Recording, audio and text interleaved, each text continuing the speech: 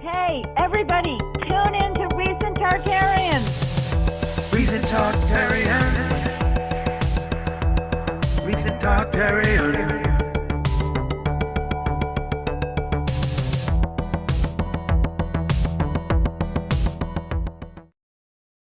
Hello, can you hear me? Hello? Hey, Can you hear me? Yeah, can you hear me? You sure? Great. All right, then that's not bad. Now, the thing is, I'll send you a picture and then have a look at this. Okay. And then this is going to get you shocked. Yeah? Okay. We've heard these great things about the Roman Empire. Now, the Roman Empire was supposed to be in Europe, in Italy, starting from there. And they are supposed to have had the Latin language, and the Latin language spread to France, Spain, Romania, Italy, and from there we've got a modern Italian. Okay, let's go back even 10 seconds before that, or 2 steps before that. You had just sent me a new book that you came out with, which was postulating, did Jesus live in Europe? Is that your newest piece that you've been doing, right, I think? Or Yes. Okay, so yeah, it's called The Last Crusade. Okay. So what's the deal with that? It's part 2 of a book that's called Jesus Christ, Tartaria, Jesus Christ, and Tartaria, The Last Crusade. Wow. Yeah? Okay.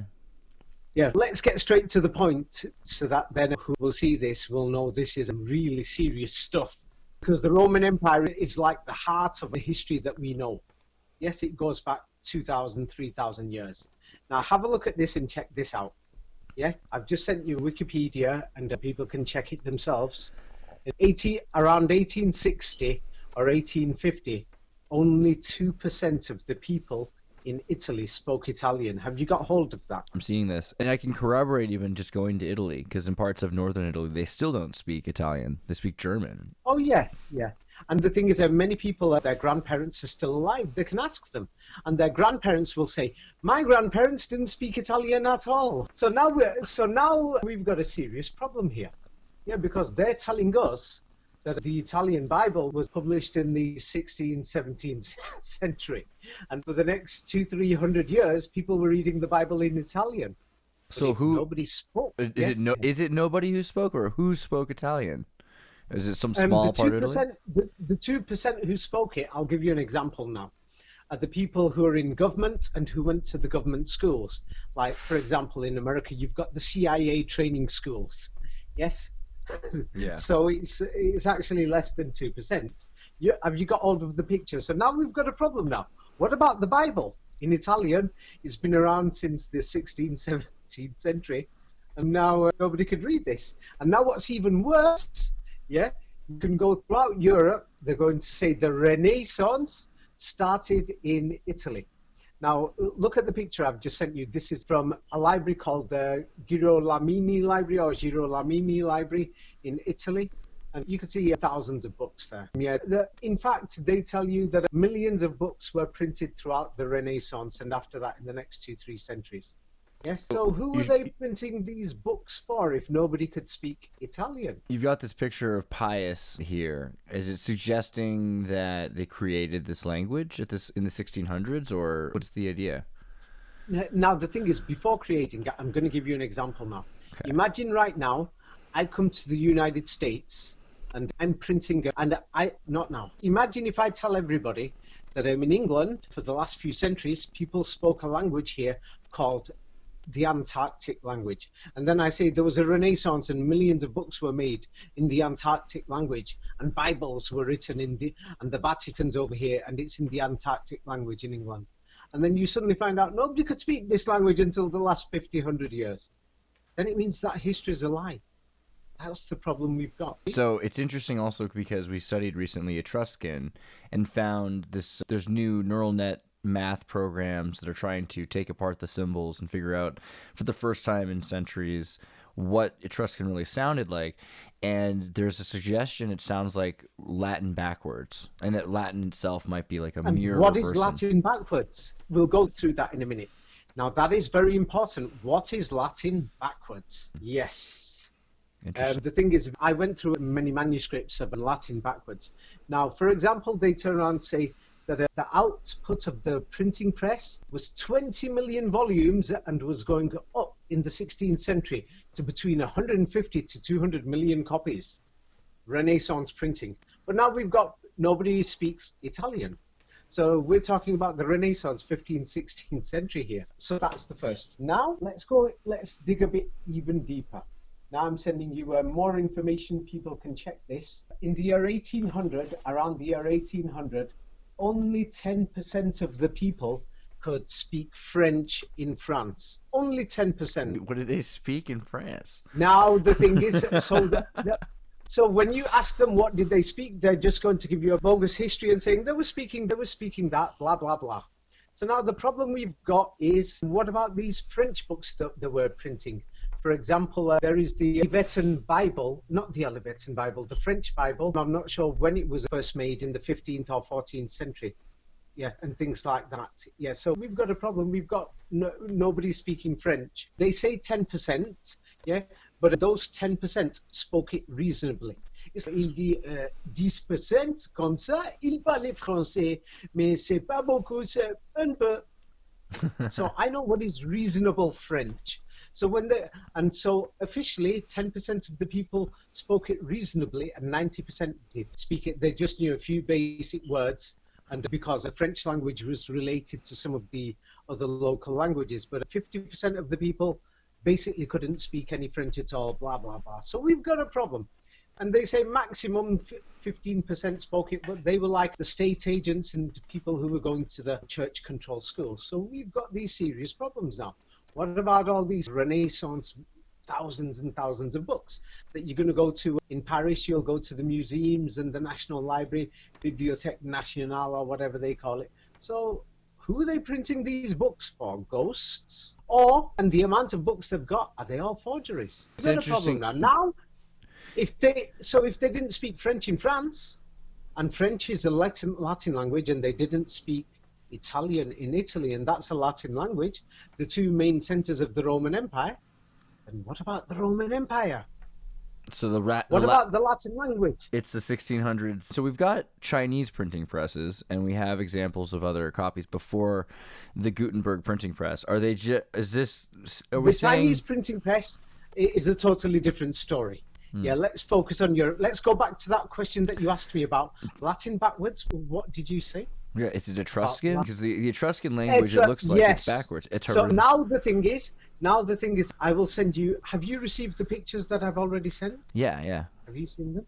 Yeah. So now I'll give you an example of what Latin looks like backwards. Yes. Now the thing is, I started having a look, and Latin backwards was even used in Argentina in the early 20th century and throughout Latin America and many places in Europe, until when people went to school. Do you know that most people didn't speak French, for example, or Italian until they went to school after the 20th century? Yes. So they didn't even speak it. So now I'll give you an example. You can compare this yourself of Latin backwards. I'll give you an example of a postcard that's from Latin America, yes, Latin America in the earliest 20th century. So they had to write normal Latin, like we write English and French and Spanish today. They had to write that for the postal service, the official postal service in South America.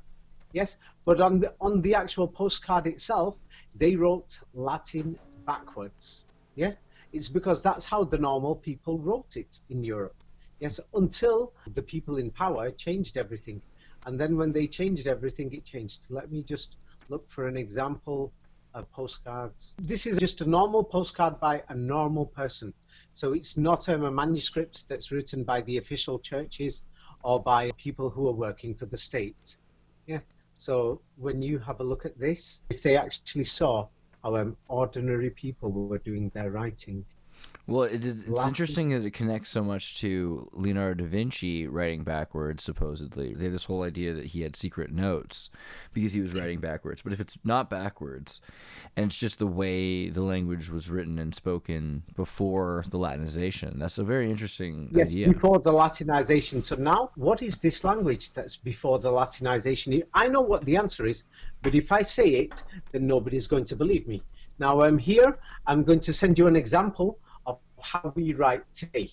Yes, and this is Latin forwards, how we write today, You should have received a copy of it. Just normal handwriting. Before these internet days came, people had to write their assignments, essays with their handwriting. Now let me look for Latin backwards. It's a crazy time also because if Leonardo da Vinci is 1452 to 1519, supposedly, even, who's to say what's right, but that fits over this period that they're calling the 1492 and the end of the Cordoba Caliphate, the end of Arabic Spain, Italy's influences by... Yeah, Arabic and Jewish Spain. Right. Yeah, many people forget when they say Arabic, yeah, the Jewish people there spoke are really looking for that letter because our handwritings from that example, from that time. Jesuits, China. I've got down to the... So I was looking, and you've got mental floss talking about in 1790, a study showed that only 10% of the population of France spoke French. And this map was made in 1847, before French had become the whole language of France.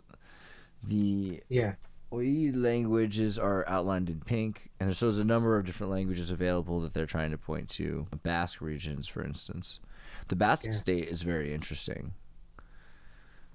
The Basque province, that's what you could say, that Catalonia, things like this, and it's in the north anyway. I really cannot believe this, because everybody in the world, how people were sending their own letters and everything before they went to the official schools. Because do you know what they say? A lot of these documents got burnt out in the wars, during the wars. This is actually shocking. This is somewhere from South America. I think it's being posted to Europe, or there's many things like this. And they turn around and say that most of the documents that were similar from the 18th, 19th century were destroyed during World Wars I and II, blah, blah, blah. Now, when you look at this postcard, you will notice that when they're writing the address, they're writing Latin forwards. Ooh. Now, when they're actually writing the letter, they're writing the letter Latin backwards. Now, when you write Latin backwards, guess what it is mysteriously? It looks exactly the same like Arabic. Most people don't know this. Now, the shocking thing is, unfortunately, many people won't want to hear it. It's because we've grown up in a society where we've been brought up so that we just can't stand anything to do with Arabs, Middle East, blah, blah, blah. But the thing, Latin backwards is basically Arabic. Wow, that's so crazy. This is amazing. So, first off, it says postal card in Spanish, which I would have not remembered to think is tarjeta. So it's tar. And then it's amazing to see the style of cursive Latin, looking Roman English, but still the Latin language. Do you know what they're going to say? They're going to say, it's an Arabic dialect, or it's called Ladino, blah, blah, blah, or it's called this Sephardi or whatever. But everybody knows that was being used in Spain and Latin America. I'm going to try to see if I'm going to try to flip the image here on my side and see what it looks like. It's simply Arabic. Yeah, I can guarantee that. Wow. Yes, I've had a look at the alphabet myself and other things. And just to confirm it, and what to make it even worse, what I couldn't believe, is this. Now, let me show you some more details, which is very scary. Yes? Now, this is going to totally scare you. Yes? The thing is, we're talking about, now let's speak about the Jewish people. 100, 200 years ago, they were called the children of Israel. The Jewish people, when somebody says the Jewish people, there was 12 tribes, which is known. So if somebody says European people, this means Russians. No, Europe's got Germans as well, French, Dutch people, English people, Italian, Greek. Yes, the children of Israel have got many tribes. Now have a look at this. I've just sent you this. Now, Spain, especially Spain, and most of the Jews in the world, more than 90% of the Jews, yes, until the 20th century, spoke Arabic all over the world. I've just given you an example. Right. Yeah. Have you received it? I'm seeing medieval Jews spoke Arabic. They were writing in Arabic. It was basically their language was Arabic. I'm seeing the Muse, JHU, education, all these different educational sites, Smithsonian Associates. Yeah, there's so many. Yeah, I'll send you the New York Times then. I'll send you more. Well cited, yes.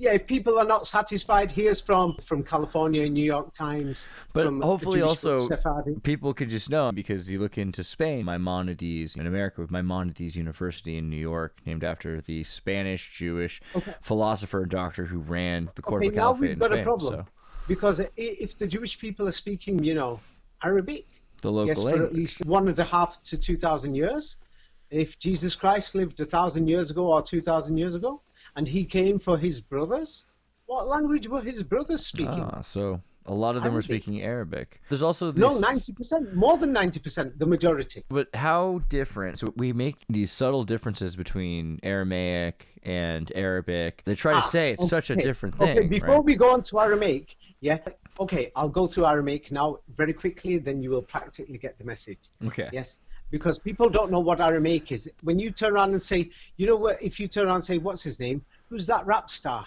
Snoop Doggy Dogg. What language does he speak? Someone's going to say it's called rap language. It's English.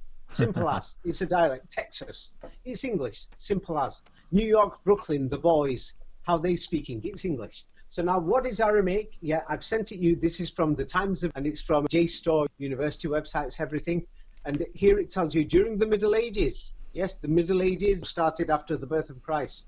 Yes, 90% of the Jews spoke Arabic all over the world. Yes, and what is Aramaic? Aramaic is not even one language. It's 150 dialects, and not a single one of the Aramaic dialects, yes, sounds like any of the writing that's inside the Talmud, or even words that Jesus Christ spoke in any of the Gospels. Interesting. So that cancels Aramaic straight away. So they're just trying to avoid, this. they're avoiding the elephant in the room, because clearly, if you think about it, we know that the Arabs were all over Europe. They were controlling it was the language that was spoken. We're seeing examples that the Jews in Spain were speaking Arabic. So the lingua franca in France and in Spain and in Italy, you're saying this was Arabic. And that makes perfect sense. That's crazy that it's so hidden. I'll give you an example now. If the Jews have been speaking, or the children of Israel are speaking Arabic for the last 2,000 then years, the French that's what you Christians can too. find, then what language was Jesus Christ speaking? He came for his people. Please don't say he was speaking Russian or Chinese. I do want to understand what Arabic is better, because I know that the script has changed. There's different ways it's spoken in different places. No, when somebody says script, I'll give you an example. It's handwriting. So historians play games when they say handwriting. Just because we use Microsoft Word and Times New Roman or something, yeah, people have different handwritings. I myself can do five or 10 different handwritings. So now we've got a problem. So if the Jewish people are speaking Arabic for an estimated 2,000 years, what language was Jesus Christ speaking? How close is the Arabic from... What language would the Jewish Bible be in?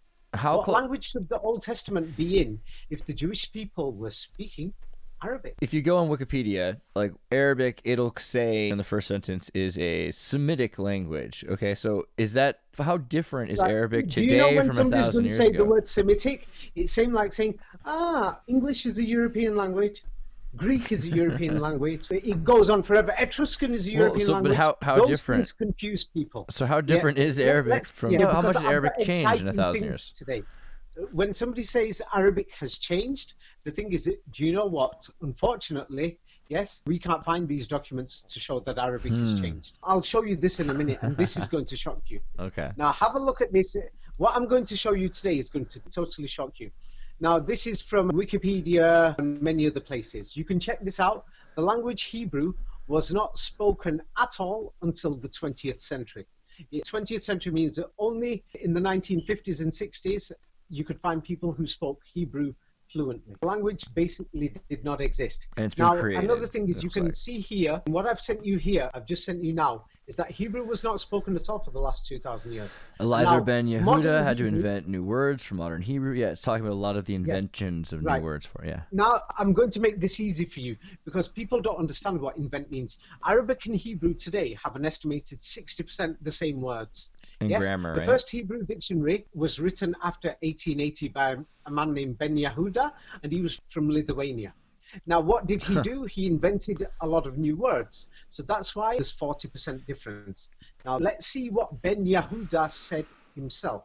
The man who invented the modern Hebrew language, he wrote the Hebrew dictionary.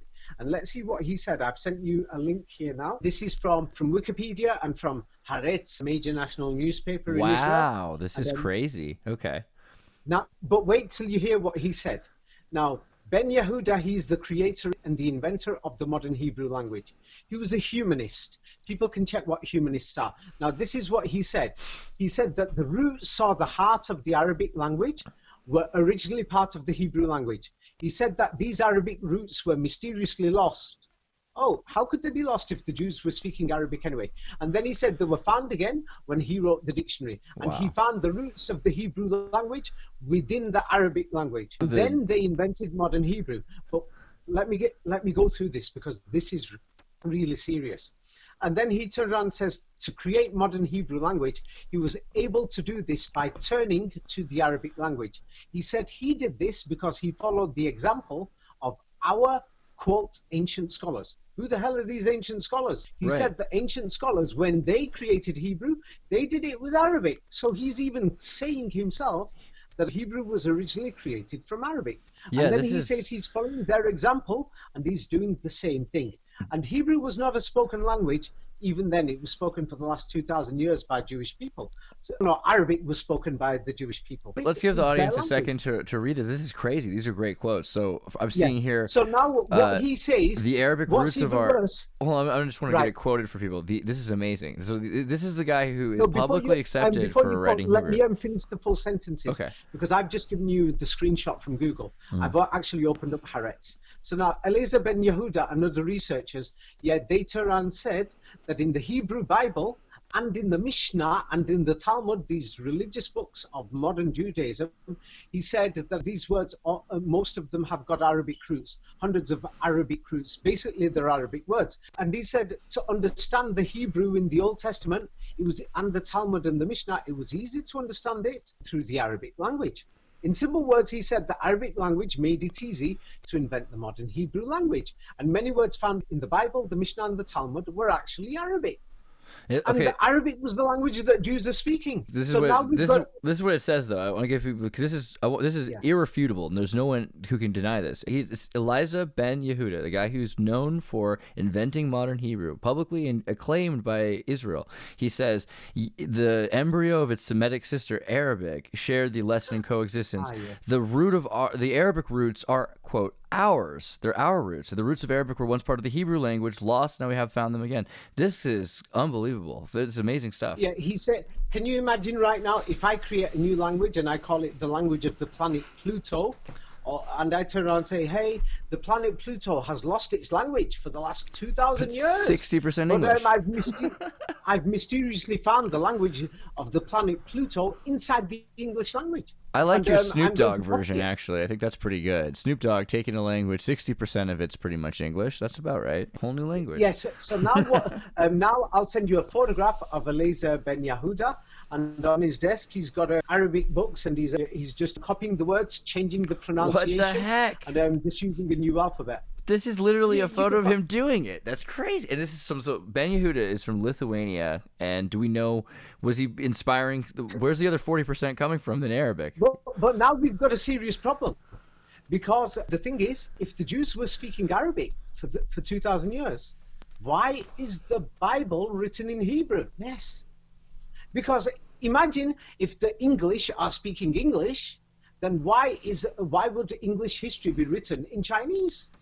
So are the Dead Sea Scrolls written in Arabic, or what do we got? No, so they're saying that I'm talking about the Hebrew Bible. Let's focus on one thing. Okay. So imagine if you're Jewish for 2,000 years, you're speaking Arabic, you're writing all your books in Arabic, then of course your Torah is going to be in which language? I saw some of this examples of the Torah being in Arabic Torahs all across Spain. It will be in Arabic. The earliest Torahs they have are in Arabic. That's what I was finding. Yes, so if they're going to be in Arabic, so now we've got a serious problem. Yes, what are all these Hebrew books doing there? Do you really think that the Hebrew Bibles were actually used by the Jews for 2,000 years if they couldn't even speak this Hebrew language? And the Hebrew words are actually, in the Bible, are actually Arabic words. And now we've got another problem. During the Inquisitions were in Holland, in Germany, everywhere, 16th, 17th, 18th century, things like this, Spain. Yes. Do you know what they did? They burnt all the Jewish books, and the Jewish books were all written in Arabic. And so they burnt all the Arabic books too, then.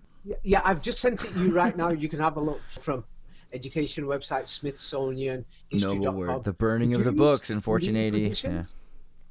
Yeah, their books were in Arabic, and their books were burnt. God. So now this means the original Hebrew Bibles were in Arabic and they were burnt. And then the people who burnt them was the Vatican. And the Vatican replaced it, yes, with Hebrew. And what is Hebrew? It's just a mixture of Arabic words. So the Old Testament is actually Hebrew. And now let me show you what's even worse. There's so much information. It's actually so crazy. The thing is to actually present it to people, for people to see it. Yeah, it would have been difficult. But today, I'm actually prepared. Yeah. So the thing is, we can divert to other subjects, but instead of diverting, this is like a gold mine. It's going to wake people up, because people are just sat there and they're dreaming and imagining things, thinking, hey, this is from God, or that's from God. So now all these Jewish books, religious books, are being burnt, and they're being replaced with modern Hebrew Bibles after the 15th century, 16th century.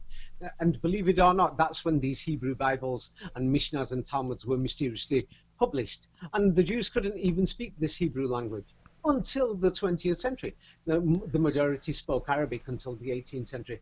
A few spoke Yiddish here and there under the dialects.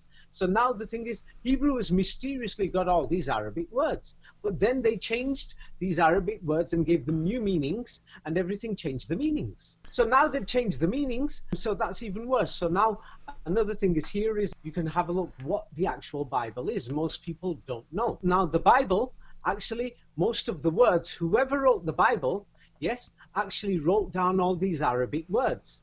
Same like Eliezer ben Yehuda, who wrote a dictionary to compile the entire Hebrew language for that time, when they were creating the modern Hebrew language. So he basically went through almost all the words in the Hebrew Bible and the Mishnah and the Torah, him and his committee. Yes, they went through all the words and they said these words are Arabic. But now the worst thing is, anybody who reads that, who's an expert in Arabic, will say, whoever wrote this wrote it as if they had very bad knowledge of Arabic. That basically somebody, you could say, from China or Japan or South Korea, who studied English for a year, and then they're trying to write the Bible in Korean, translating it. Wow. Or trying to do something like that. So now we've got a problem. The thing is, yeah, it's like Japan. This Bible cannot be the book of the Jewish people. All your Bibles belong to us. Yeah. But now we've got a problem. If the Jewish people were speaking Arabic, yeah, Jesus Christ must have spoken Arabic. This is such a serious thing that many people have not considered. Now, up to a you fashion. think that's all? Okay, I thought that was all. So now imagine if there was a guy called Jesus Christ. If Jesus Christ really existed, and if he was Jewish, or Yeshua, yes, whatever we call him, and if he did speak Arabic, and if there was this kingdom of God, many people are saying there was a kingdom of God for 1,000 years. And if the European people followed Jesus Christ, and if Jesus Christ spoke Arabic, then do you know what we will find? This means that we should find Arabic writing all over Europe, everywhere. Okay, let's have a look. Now, the most common thing, the first thing that everybody's going to imagine or look for is, I'll ask you a simple question. Let's see how you will respond. If I am looking for Japanese coins, I'll give you 3 countries. Tell me which country I will find the most Japanese coins today. Am I going to find them in Zimbabwe, Argentina, or in Japan? Maybe Japan. Yeah. Okay. Yeah, it's obvious. Okay, but if you were looking for the most dollars aren't in the United States, right? Yeah. Before we change subjects, because we could get diverted, we normally do. Yeah. Imagine right now if I'm looking for let's say English pounds. Am I going to find, where will I find the most English pounds? 80%, let's say. Am I going to find them in Venezuela? Or am I going to find them in Malaysia or in England? So the reason why that's complicated to say, just it's in England, is that outside of the country, people are using it as a stable currency. People use it outside of the country as a stable currency. So it can. Right. I said 80%. Okay. I'm saying, where will you find 80%? Okay, like digitally and stuff. Yes, probably domestically. I'll give you that. Okay. Yes. Where is domestic? Is it in the country? It's if the pound is from England, then it'll be probably around England. Yeah, in England. This is where you will normally find it. Yeah. So now let's have a look at this. Now this is really shocking. Yes. Now the thing is, if you're looking for Arabic coins throughout history for the last 2,000 years, yeah, you're going to find where they found the majority of the coins. I've just sent it you examples. Yes, you're going to find that 80% of the Arabic coins have been found in Europe, not in the Middle East, not in India, not in Africa, not in Uzbekistan. And then when you find these coins, do you know what they tell you? they tell you that these coins came from Uzbekistan near Afghanistan. For example, I've just sent you the link that I've just sent you. It says 125 million Wow. dirhams, Arabic coins, were imported into Northern Europe just in the 10th century. Can you believe this? They're telling us that Europe basically imported all its currency. Some of it is basically Uzbekistan, Afghanistan. And they're telling us from Afghanistan and Uzbekistan, strange places, they're just telling us some ridiculous history. Same like they're saying, how did these Jewish people start speaking Arabic in Europe? They were speaking Arabic for 1,500 years. Do you know what the history they tell you? Oh, these guys came on their camels from Saudi Arabia all the way to Europe. Yes, and then they converted and brainwashed all the Jewish people to mysteriously speak Arabic. Now, I'm sending you an investigative study from Oxford University, and people can check this investigative study. It's very suspicious. So now, there's historians have got no answer. That the biggest currency in Europe, all over, France, England, Poland, Germany, Sweden, Norway, Italy, Spain, Switzerland, Austria, Greece, Bulgaria, you're just going to find Arabic coins. And then, you know what? So they turn around and say, hey, they were importing these coins. Now, on Oxford University does a study, and do you know what they say? For example, they found 1 million silver currency, yes, in Northern Europe. And do you know what they're saying? Yeah, these coins mysteriously came from Iraq, the deserts of Iraq or somewhere, and they mysteriously ended up in the Baltics and in England and places like that. And then they're saying, oh, they ended up here because the people in places like Afghanistan, Uzbekistan, Iraq, Kuwait were buying European slaves or Germans. They were just buying Germans. They were sending all this gold and silver coins, all these coins that mysteriously say there is no God except Allah.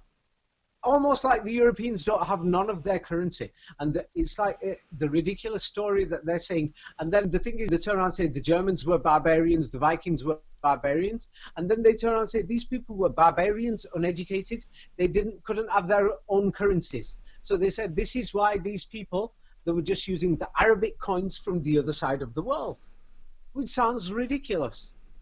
Yes, and these coins, it's not like today's coins, they're actual gold and actual silver. And so they're telling us that these people in the Middle East, not even there, even worse, in Uzbekistan and places like that, were so rich they were exporting hundreds of millions of coins of gold and silver coins just to Europe. And the Europeans don't have their currency in many of these places. Can you believe this? Then, so now we've got a problem. So when we look at that, do you know the Jews are speaking Arabic? But nobody wants to answer this. If the Americans are speaking English, yeah, then Donald Trump obviously didn't speak Chinese. Yeah, if Jesus Christ came for the Jewish people and the Jewish people are speaking Arabic, what will we find? Jesus Christ would have spoken Arabic. So if he was so big and then his religious system was spread throughout Europe, original Christianity, then this means the coinage, the currency, would also be in Arabic in Europe. Right. Yes. I'm finding an article right now from the Smithsonian saying that they have proof of Scandinavians minting coins with Arabic, there is no God but Allah on it, in Northern Europe. And their excuse is they're saying it's a counterfeit, like they were just trying to make it look like Arabic coins, because that was the thing to do. Oh, it's a pretty bad excuse. Can you imagine right now going into these villages in the 10th century? Yes, and these Viking barbarians with all this gold and silver. It's a scam, and then you'll find all these coins from the Middle Ages with the Star of David. I've just sent you the Star of David with Arabic on them, and you'll find these. Yeah, have a look at what these Arabic coins are, and we all know the fighting between Israel and the Palestinians and the Star of David. Absolutely. Well, here I've just sent you the Star of David. You'll find all these coins throughout the Middle Ages, and they've all got Arabic writing on. And they're supposed to be Jewish coins or Muslim coins, and it just doesn't make sense. There's no Hebrew on these coins. So and then one of the greatest masterpieces, yeah. So if the Jews were speaking Arabic, then this means King David, did he speak Latin or did he speak Hebrew? So now Arabic, the worst thing is. Okay, so now the worst thing is, I thought I'll have a look at this. This is a statue of King David. It's one of the biggest masterpieces. It's in the Museum Nacional del what's it called, in Florencia in Italy. And I've sent you a statue. It's actually one of the greatest masterpieces in history. And do you know what the strangest thing is? This statue of King David, one of the greatest masterpieces in the world, yeah, has mysteriously got Arabic writing on it. No. And it's Where? from the Middle Ages. What the I've heck? just sent it you. Yes, and these Stars of Davids from the Middle Ages, they've got Arabic writings on them. Where's the on Arabic coins. writing on the David? I don't see the Arabic yet. I've just sent it you. I've sent you the latest picture. Oh my God, this is not on the shield plating, like the Vikings and stuff with the Arabic writing. So my now God. the thing is, now many people are not aware of it. Let's have a look at the Renaissance time after they started expelling Jews and Arabs and Muslims, and they were killing them and burning them in inquisitions and blah blah blah. Yes, before that we've got one of the greatest masterpieces of the Middle Ages and the Renaissance is the painting I've just sent you, and they say it's by Gentile de Fabriano. Yes, and he's from 1423. That they will say he spoke Italian. We can't find these Italian languages. Yeah, it's just a fraud. Yes, and this picture is called The Adoration of the Magi, or The Birth of Jesus Christ. It's one of the greatest masterpieces in history. People can check it. Wow. And do you know what the worst thing is? Yeah, check some of these great masterpieces. Yeah, they've got Arabic written on it. So now we've got a problem. If it's got Arabic on it, yeah? In the halo? Oh man. Yes. There's Yes, a halo with so Arabic now on. Oh, and then is this now- Mary and Joseph with Arabic halos? Are they suggesting that they're Arabs? And there's dudes with turbans. No, There's no, turbans in this. It's not about Arabs. It's like this. You can be Chinese but speak American. So now the thing is, Arabic was the global language. So now a serious question is, if the Jews are speaking Arabic, and if the Virgin Mary was a Jew, what language did she speak? She must have spoken what 90% of the Jews were speaking. Well, is that their native language, or is it the melting pot language, right? So The thing is, when we speak English, we will say Arabic. Yes, but let's pretend we're Middle Eastern people. And I think they say something like, I've learnt a bit of Arabic. If they will ask somebody, do you speak Arabic? They'll say, Kalamia Arabia. It sounds like Rabbi. Yeah, do you speak the Arabi or Rabbi language? And that's why the word is called Rabbi, means somebody who's educated. Yes? Rabbi means somebody who's educated who could read and write. There And the you go. language of the rabbi is Arabi. It makes Yes. sense. And another thing people don't understand. Yeah? Muhammad, Jesus Christ, and Moses were cousins. They were from the same family. So if they're from the same family and the Jews are speaking Arabic for thousands of years, what else can we say? Okay, now if they followed Jesus Christ, and if Jesus Christ if he spoke Arabic, let's try and find the original Christians. Like you mentioned the Basque province before, and Catalonia, and the Catars, southern France, people speak about it, chat, things like that. The Cathars got killed, the Knights Templar got killed, etc. So now the Cathars were based around Toulouse city. So now I'm sending you a picture of the Bishop of Toulouse. There was a glitch there. Could you repeat that? The Bishop of Toulouse. Toulouse city is where the Cathars were based. Yes, Cathars and the Knights Templar were linked to them, and they got burnt and they got dealt with by the Vatican. Yes, the Vatican didn't like it because they said they refused to follow the Vatican. But anyway, these people, I've just sent you a painting of the Bishop of Toulouse, and he's got Arabic writing on his head. It's again with that gold pressed metal look. I mean, about the halo. So it's saying a lot. It's like they're technologically advanced. It's interesting. Have you received the latest picture? You're right, of, yeah. Of the Bishop of Toulouse? It shows the Arabic writing. Right. Yes. So we've got all these problems. And now the biggest Gothic... We don't know what the history of Gothic cathedrals are. Now, the worst thing is, if we look at the biggest Gothic cathedral in the world, is known as Seville Cathedral. But now the worst thing is, Seville Cathedral, when you try to find out its history, yes, it's very suspicious. They tell you it was a mosque and it was taken over. This is all we know. So it's very suspicious. Yes, it is totally suspicious. It doesn't make sense. Why doesn't it? Why you think it's not a mosque, or you say it was a mosque that was taken over? That doesn't make sense. So. No, what I mean is, it's because in these cathedrals, many of these cathedrals, they found Arabic coins and they found Arabic writing in a lot of cathedrals. It just doesn't make sense. And they found these skulls and bones from the 17th, 18th century. Now, everyone knows that the Crusades, the Crusaders were from Germany and France and from England, mainly from Germany and France.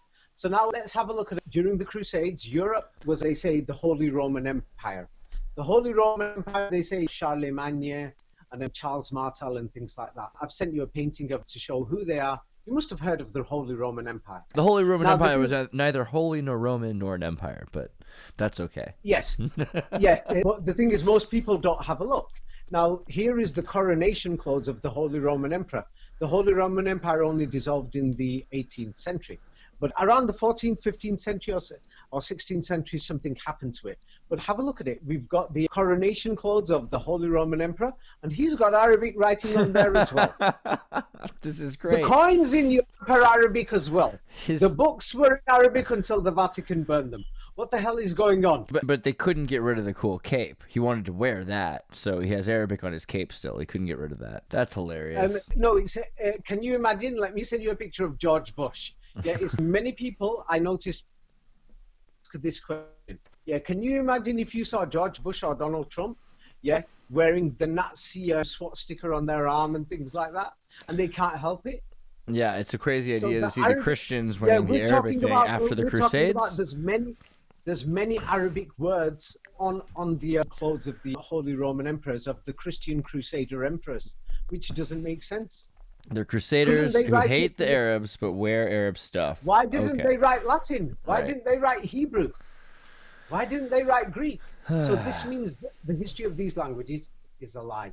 So now it's even worse, because now after the Crusaders in the 14th, 15th century, what we've got is Venice was great. They told us after the Crusades, Venice was fighting the Muslims in the Mediterranean. So now the strange thing is, it was in Canada next door to you, Royal Ontario Museum. They've got lots of swords from the Navy of Venice, yes, and German soldiers. The Navy of Venice had German soldiers. And what's strange is that these German soldiers wrote their names or other things. They wrote them down in Arabic and not Italian, not Latin, not German. I've sent you an example. Okay, what do you think is going on here? Was this the Italian and German swords with Arabic lettering? 1999, about a dozen of Italian and German swords of the 13th and 14th century were exhibited in the Royal Ontario Museum in Toronto, Canada. 2 of them can be seen in Figure 3. Okay. And one cannot help but noticing the Italian and German swords are decorated with Arabic lettering. Okay, so in another example, the Germans using Arabic swords. I've just sent you 1 or 2, but now it gets even worse. So this is crazy. It's hand etched. This is hand etched in the metal. Yeah. So now I've shown you Northern Europe. There's all these Arabic coins which we can't explain. They're telling us crazy stories, saying, "Oh, they were selling slaves. They were selling Germans. Oh, they were doing this. Oh, they were saying they were copying it. Oh, it was just a decoration." We're talking no hundreds way. of millions That of picture right there looks like a soldier carved. There is no God but Allah into their own sword before they went into battle. That's what that looks like. So now the worst thing. So now I've gone to, and Spain was officially Muslim, and it took longer to kill the Muslims or get rid of them there. That's why we still know about that history. Yeah. So now the thing is, let's talk about Eastern Europe. What about the Russians and the Slavs, Ukraine, etc.? We've been told that these Russians or Ruski, yes, that they were Christians too, followers of Jesus Christ. So now if Jesus Christ spoke Arabic and the Jews were speaking Arabic, then we're going to find lots of Arabic writing all over Russia. Now here is the helmets of an example. I'll send you one, but you can find many. An example of the helmets of the princes and the kings of Russia. What do you see there? This is of the Tsar, Ivan the Terrible, all these others, Alexander Nevsky, Alexei Roman. Do you see Arabic? The cap of Erechon, the Arabic crown of Tsar Alexei Mikhailovich. There's no way that's not Arabic. I don't know what else to say. Okay, now I'm sending you the most common currency in Russia until the 17th, 18th century. Yes, this was the common currency of Russia during the Middle Ages. Yes, it's just got Arabic on it, and it says La ilaha illallah. But what's their excuse for there this? is no God except How do they dismiss this? If this is this is clearly what they're using. What's the deal? Yes, it's because nobody's checking. But why? The worst thing in Europe and America, Andreas, you're doing all these shows. You're checking all these things online. People just check something, they're not going to open up the originals. Wow. Then the world is lazy, so it's their fault the world is a mess. And if anyone's going to say that the globalists are taking over the world and they're going to do their antichrist system, so be it. It serves the world right. Maybe the people deserve it. If they're not paying attention. It's because the people did nothing about it. They're not checking. Okay, let's go to England now and to Ireland. This is one of the oldest Carolingian. It's a Carolingian cross from the 9th century. It was found in Ballycotton in Ireland. And now inside that cross, We don't know what what the symbol of the cross is. Inside it's got Arabic writing written on it, which says "In the name of Allah." Yes. So we're going to find these things all over Europe, and it doesn't make sense. Masterpieces for statues of King David and things like that. And the worst thing is, if the Americans are speaking English, can you imagine if Donald Trump comes along and says, "你好吗? 我可以说，我不可以说英国，我在中国，我不是中国人，知道吗？你明白我吗？今天你们还好吧？" Imagine if Donald Trump was doing that. Now the thing is, it's if anybody wants to dispute it, they can go and check it. They can check it again and again and again. Yes, throughout up until the 18th century, 90% of Jewish people, we're talking in Brazil, Mexico, India, Iran, Russia, Spain, France, Italy, Greece, Turkey, wherever. 90% of the Jewish people around the world are speaking Arabic. This As calls far as into we know, question up also to this about 2,000 years. Is this cross then is it an Arabic symbol using a crucifix that for some other meaning, or do they have a different story? Or are they the Masorabs or something? Now many people will assume that is a crucifix. So now if we go into the crucifix, then we'll be totally changing subjects. Fair enough. The thing is, many people don't know that the thing is, imagine if we spoke about Kufic Arabic before. So now imagine, because you've asked, I'll quickly go through a bit of basic of this, but it won't be good if we go past this other subject, because It's very important to realize what language Jesus Christ spoke, or we will never, ever understand history. Never. And we must realize, hey, what the hell is going on? The currency of the United States is the dollar. The currency of Europe was Arabic. We've got a problem for about 1,000 years. So Wikipedia will call this the Masorabs, which they say are the Arabized Europeans. When you say Masoretes, yeah, we'll go on to that in a minute, because when people, it's like, for example, when people say the word Masoretes, they don't realize it comes from the word Masor. Now, the word Masor in modern Hebrew, they made it from Arabic. Yes, they will say Mizraim. Yes, Mizraim or Misr or Masor actually just means ancient Egypt. Yes, the dialect of ancient Egypt, Masor, the ancient Egypt. Yes, so that's a totally different story. We could be totally lost and distracted.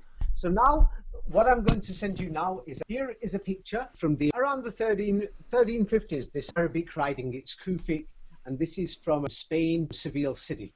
Now, the thing is, on there, it's got some Arabic there. I've forgotten what it says, but have a look at that Arabic carefully. Can you see it? Right, yeah, the digital-looking QR code like Kufic. So now in the digital format, Cubic. What many people don't know, in the Kufic format, this will surprise you. Yes, this is the symbol for Allah in one of the main digital formats. Have you got a hold of it, and what does that look like to you? Absolutely, very similar. You've got the same pattern. No, similar gestalt. Oh, I've sent you another picture at the bottom. What can you see? Oh, there's a cross in a sort of yes. W. So now the thing is, even let's say that God existed before the crucifixion. So what the thing is, Arabic existed before, yes, even before Jesus Christ or before the Jews were speaking it. So now we've got a problem. When you see the symbol for Allah, there's 3 points, and now have a look at the crucifixion here. Yes, most paintings of the crucifixion, what do you see? One cross is taller. Right. Yes, and there's 2 of the crosses. What can you see? It's the symbol for Allah. Wow. 3, and that's where they got the idea for the Trinity. 3 points. And now at the top, why there is a cross at the top? It looks like a cross. It's because it's not a cross. It's because that's to show the symbol of Allah in that style of writing. It was just a design. So what happened is these people took advantage of it. Yes, the people who wrote these Hebrew Bibles. And at first, people are going to turn around and say, what is David talking about here? I'll make this a bit simple now. Half the world, up to half the world, the media will deny it. But if you travel around the world, maybe more than half the world, do not believe the official story, what the newspapers and politicians have said about September the 11th. That's a fact. Now, maybe in the future, people will believe it. Is because they're going to school and they're just being told this is the official story. These 2 airplanes hit it, and it was people from the deserts of the Middle East. That's what they're told. But we know that our generation that's still alive, more than half the world genuinely does not believe it. They don't believe it at all. So now the thing is, the official story of the crucifixion is written in the official documents of the Vatican. They are the official people. Yes. They're the official people, and they wrote their Bibles of the New Testaments in Greek. Yes. And then they wrote it in Greek, and then Jesus Christ is supposedly saying Eli Lama instead of Allah, Allah Lama. Now, the Alpha and the Omega spells the word Alpha and Omega. When you put them together, it writes the word Allah. Yes, let me send examples. Many people don't know this. Do you know about the Alpha and Omega? It writes down the word Allah. Do you know this, or you don't know? I don't know. I'll send you. To show me. You mean in Right, Greek? I'll The send way you- that the Greek looks Arabic when it's put together? I'm sending you the information to make it simple. It's more to do with the mathematics. Now, I've sent you the book of Isaiah and Revelation. It turns around and says God is the first and the last. The first number is 1, the last number is 9, then you go back to 0. So God is number 1 and number 9. God is the Alpha and the Omega. God is the beginning and the end. So this is what I simply say. And then we've got the Roman Empire. They wrote the Alpha and the Omega. They wrote it down in 2 different versions. Now, in one of the, I'll go through the first version first, the main version. Here is the Alpha and the Omega, and it's common. People have seen this all over the world. Yeah, I've sent you a picture of it. Have you received it? On how the Romans did The it? Chiros with the Alpha and the Omega in the Kairos. Yes. Yes. So now anybody can open up Wikipedia or anywhere, and they can have a look at the standard design for the Alpha and the Omega and just compare it to the standard Arabic alphabet writing for the word symbol for Allah. Whoa. What do you see? There you go. It's kind of like a W looking thing, and it's, yeah. It's exactly the same, just different handwritings. Right. Yes. Yeah, and because it says the Alpha and the Omega is God, is the symbol of God. Yes, the Romans are using it, and the Muslims are using it. And the Romans, yes, and the Holy Romans, all we can find is Arabic coins. We can't even find this Italian language until 100 years ago. So it means they're telling us lies about this history. We've got serious problems there. Wow. Yes? So, and then and they're telling us Jesus Christ spoke Hebrew or Aramaic. We can't seem to find Jewish people if they ever spoke Hebrew. And then, the church that's giving out the Hebrew Bibles burnt all the Arabic ones the Jews were using. Can you imagine I come to the United States and pretend I'm called Mr. China? I come and burn all the books, and then I replace them all with my books, and they are all written in Chinese. Can you imagine this? It's a crazy thing. Their holy books, the Torah, to burn their Torahs and replace them it's a pretty serious thing. But so now these Old Testaments that we've got, how can we believe them? How can we believe a single thing that they've got? So now let me send it you in case somebody thinks, David drew that himself with his handwriting. They can stop any of these. There's lots of Muslims throughout the world. They can stop them and say, is that the symbol for Allah? And I've just sent you a copy from Wikipedia. I've opened it up. Cursive means people's handwritings. Yes? And the people's handwritings for Allah, it's exactly the same. And now I'm sending you from the Church of Galla Placidia in Italy, and you'll see the Alpha and Omega. It's a common. Now, the word for Alpha and Omega, when you pronounce it, is Allah. So now, when you put down the word Alpha and together Al-Om, you get Allahum, Allahum. And that's why in the Hebrew Bible or in the Old Testament they say the name of God is Elah. They say it's not Allah, they pronounce it with the letter E. But we know that God is the Alpha. God is not the Alpha or the elephant. And then that's why they say Elohim, Al and Om. And that's why the Muslims say Allahum. Yes, they're the only people in the world who use these symbols today who are actually using that name. So the thing is, what else can you say? And then when I gave you the cubic writing to show you the symbol of Allah, why it looks like a cross at the top, I've sent you a picture now, and that will explain to you and show you why it actually looks like a cross. Because somebody is going to imagine, some people may possibly imagine that, hey, it's got something to do with the cross. No, it's actually the designs for another symbol. So that's the Alpha and the Omega. Yeah, and this symbol was there before the crucifixion. Wow. So now we can see the crucifixion, the Trinity, the three. It's all based on this symbol for Allah, or the Alpha and the Omega. So now all these people who have been cursing these people in the Middle East and cursing them, saying the word Allah, all the evidence shows that these prophets of God, if they are really connected to God, they use that language. We cannot find any evidence that Jesus Christ spoke Chinese or French or Latin or Greek or Hebrew or Aramaic. Aramaic is not even a language. We can't seem to find any of this evidence. And then if Jesus Christ was so great, yes, we found all these coins, millions of them throughout Europe. Yeah, and the millions in circulation we found, hundreds of millions for many centuries that just say there is no God but Allah. France, Germany, Spain, Italy, Austria, Switzerland, Croatia, Czech Republic, Slovakia, Poland, Ukraine, Lithuania, Estonia, Latvia. What is everyone going to say? What about these kings of Russia? They've told us the Russians were crazy, going around killing Muslims, that they had their Cyrillic or Kyrillic writing. But the evidence shows that these guys are using Arabic themselves.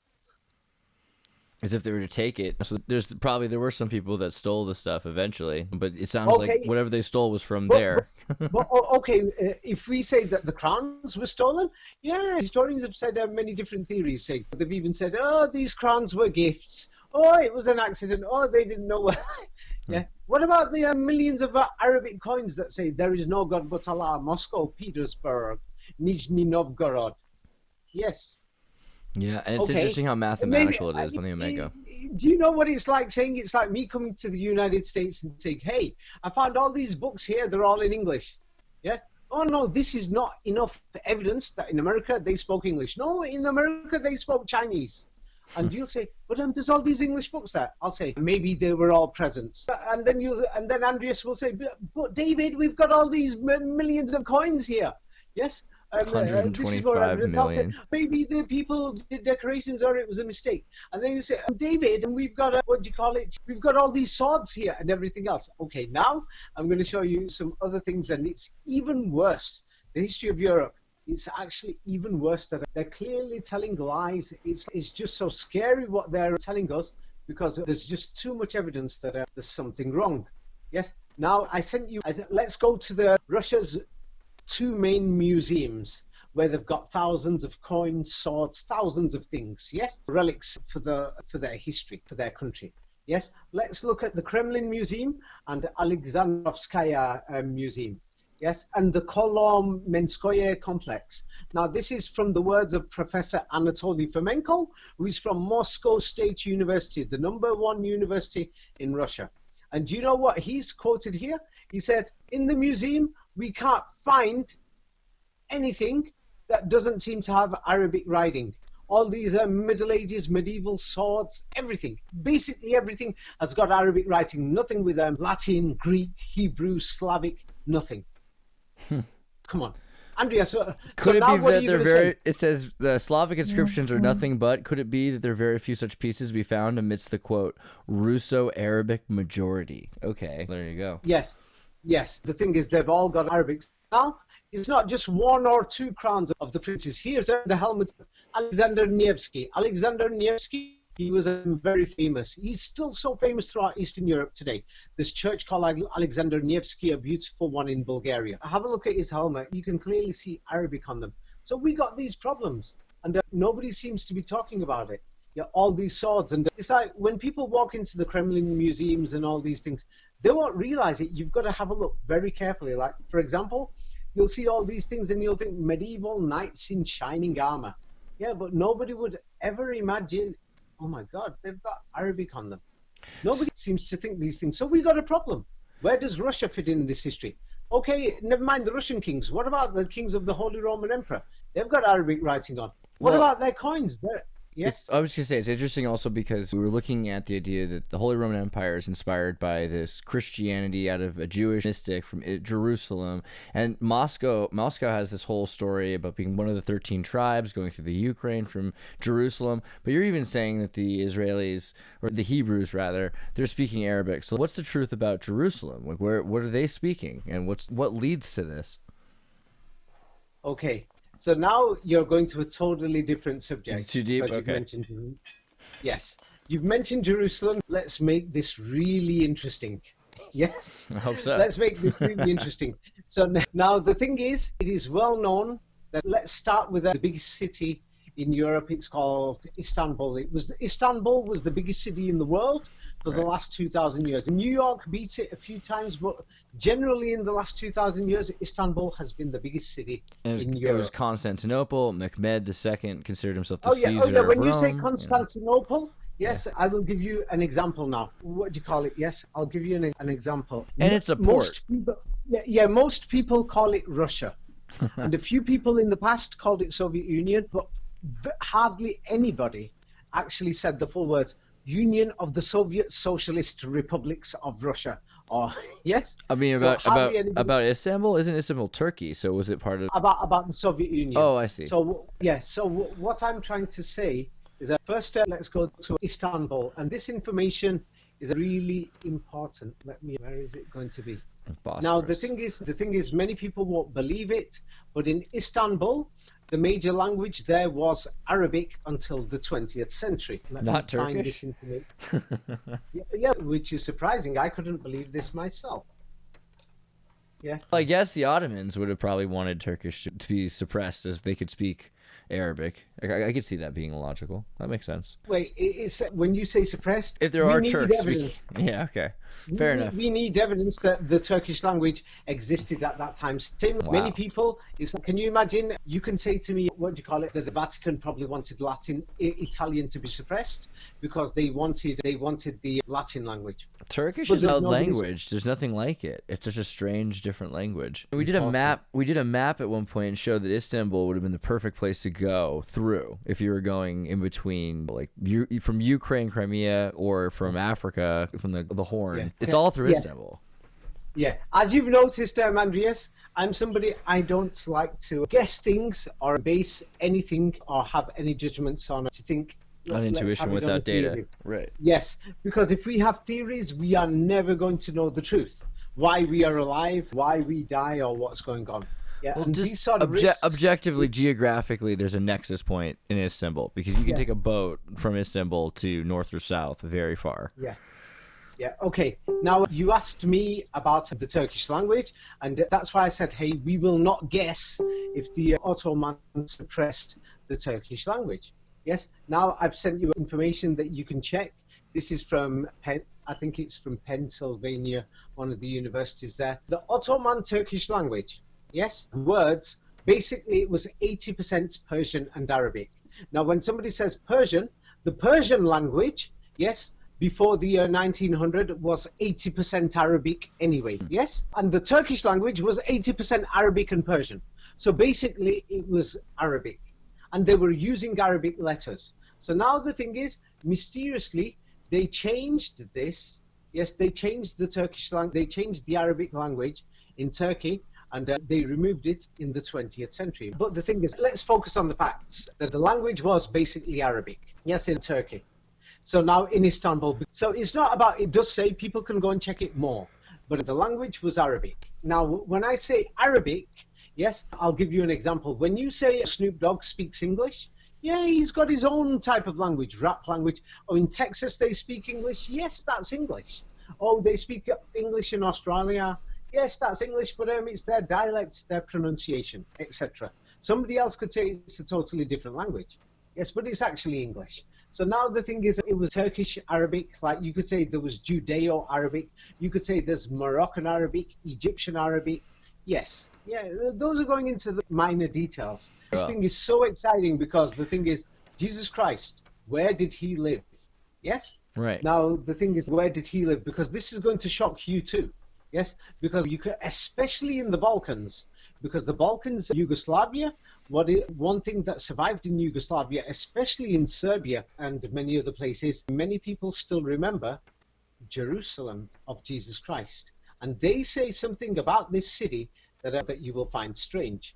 Now, I'm going to show you this. So now in Istanbul, the language was Arabic. Yes, the coins in Europe are basically Arabic. Yes. So now in Istanbul, let's have a look at this, and you can read this out, and you will find this very strange. You could just do a simple search in Yahoo, and let me just show you this. That during the Middle Ages, yes, there is New York City in America. Yes, will you call New York City the second New York, or are you going to call it the Western New York? No. It's in the West, but it's New York. There is a York in England, but you're not going to call it the second. Yes? Yes? York So 2.0. historians will try and confuse you. But check this out. I've sent you a link. You can read this about Jerusalem. Where Pilgrimage was in the Byzantine the Empire. Jerusalem of Jesus Christ? Constantinople, known as the New Jerusalem. St. Simeon the Stylite, Jerusalem, namely Constantinople. The biblical Jerusalem is identified with medieval Constantinople, Jerusalem, the expected place of the second coming. Okay. Expected? Yes. And what were people doing at that time? This is exactly how it was described by medieval pilgrims that were journeying to Pilgrimage. Constantinople. People are going there Right. because this is the place where Jesus Christ. They're expecting him to come here. Oh, their own Mecca Yes. in Turkey. All right. And wait, how long is the Middle Ages? 1,000 years. Wait a minute. They're waiting for Jesus Christ to come to Istanbul, and Istanbul was known as Jerusalem. It was never called Constantinople. That's a scam as well. You'll Huh. soon find out. Yes. So now we've got a problem. This is why, yes, people are sat there, they're believing these Greek Gospels. Jesus Christ didn't speak Greek. Yeah. Christ must have spoken the language that all his people were speaking. And they were speaking Arabic. And Istanbul, this is why it was important that I showed you. Istanbul, the language was Arabic. And Jesus Christ, if people were going through during the Middle Ages, it sounds crazy at first. Yes? During the Middle Ages for 1,000 years, Istanbul, to the people of Europe, was called Jerusalem. I've sent you from Yahoo search. Have you found it? Constantinople. Right. History, Constantinople was What was it? perceived as a holy city, the second Jerusalem. Though, I keep saying second, like New York, you were saying. The expected place of the second coming. This is exactly how it was described by the medieval pilgrims who moved in this city from one shrine to another as in a spatial icon whose sacred meaning was much more important than its architectural and archaeological realities. Okay, so then if they're saying the second coming's happening here and this is the New Jerusalem, are they saying that there's an older Jerusalem somewhere else, and why are they not there? Historians just saying new. So historians are going to say, Jesus Christ spoke Hebrew or Aramaic. Yeah, when historians say something, normally you find it to be a lie. So now we've got a serious problem. Yes, we've got a serious problem. Istanbul was called Jerusalem for 1,000 years. That even people, because in the Balkans, they weren't as modernized as in Western Europe, for the last 100 years. So many people in the Balkans still remember this. Yes, we've got this problem. Many people, and not only that, what's even worse, what's even worse about this Jerusalem thing, let me just show you. You will find this very strange. Yes, the Crusades happened 1,000 years after Jesus Christ died. Yes, can you imagine that? Imagine 1,000 years after Adolf Hitler is dead, people start the Second World War 1,000 years later. That would sound stupid. So now Jesus Christ has just died, and 1,000 years later, the people start crusades. And they're all going to Jerusalem to go to the crusades. But the thing is, because the church wrote the history, we can find many lies. But in some of the documents, we found out that these crusades, especially the fourth one, went to Jerusalem, and Jerusalem was Constantinople. Have you received the new page that I've sent you? Yeah, Fourth Crusade. 1095 to 1216. Wow. The target ended up being in Jerusalem, in Constantinople. Have you seen it? Yeah. Yeah. Yes, and I'm why also was seeing. it 1,000 years? I'm seeing Why on. was it 1,000? Sorry, I was gonna say I was seeing on Kiora is also confirming the number of people saying yes that they were modeling themselves on being Jerusalem. Some people called themselves Jerusalemites entirely. This idea, the New Jerusalem targeted Constantinople. This is all the war. This is the religious war between Christians and Muslims. Jerusalem. Nobody called it New Jerusalem. Oh, they're saying that they call themselves Jerusalemites. So they wouldn't call themselves Nova Jerusalem. Imagine right now, if you went to Turkey, the Turkish people today in Constantinople or Istanbul, they don't call it America, they say America. The Americans don't call it America, the Americans call it America. Yes? So the people of Europe, the Germans, the French, the Russians, they didn't call it the new or second Jerusalem. Right. Yes, they called it Jerusalem. They Just said this is the city that Jesus Christ lived, he died, and he's coming back here. This is Jerusalem to them. Wow. You understand? Yeah. Now, historians can turn around and say, this is the old one, this is the new one. I don't care what historians say. Yeah? It's the historians 1,000 years later are going to say this, yes. Why should we care what a historian's going to say? We should care what the people said. Right. This is what they believe then. Yeah, historians can turn around and call it America in Turkey. But the people called it inside America, they call it America. Yes? You understand? Yeah. In Mexico, they call it Estados Unidos. Historians 1,000 years later can say what they want. I don't care what Mexican historians say. And say Estados Unidos. You understand? It's because the people in America called it America. Yes. So now the people of Europe, they called it Jerusalem. Yes, this was Jerusalem. They're even going to crusades to go and fight there. Yes. So now this is even worse. They're going to go to crusades and they're burning this city down.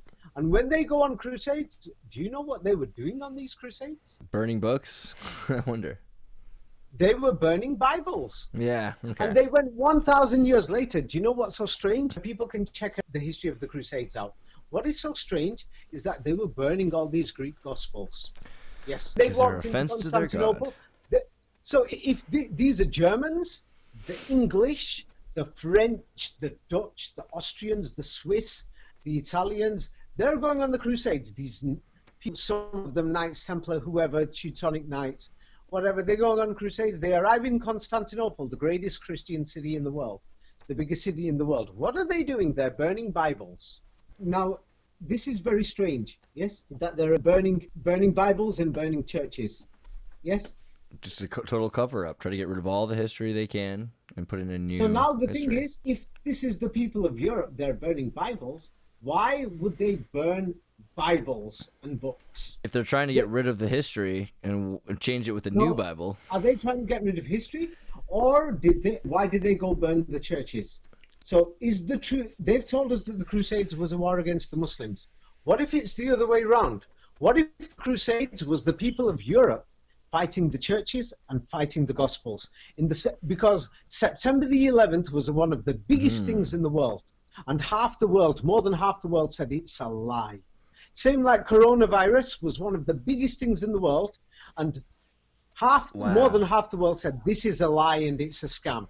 But do you know what? The books, the official books, the gospel of coronavirus in 1,000 years' time is going to say there was a virus and millions and billions of people died. Yeah, the gospel of September the 11th, after 1,000 years, is going to say, yes, these airplanes hit the towers. So now, in the same way, the people didn't believe the official story, saying that Jesus Christ was crucified. They didn't believe it. They went out there to get revenge.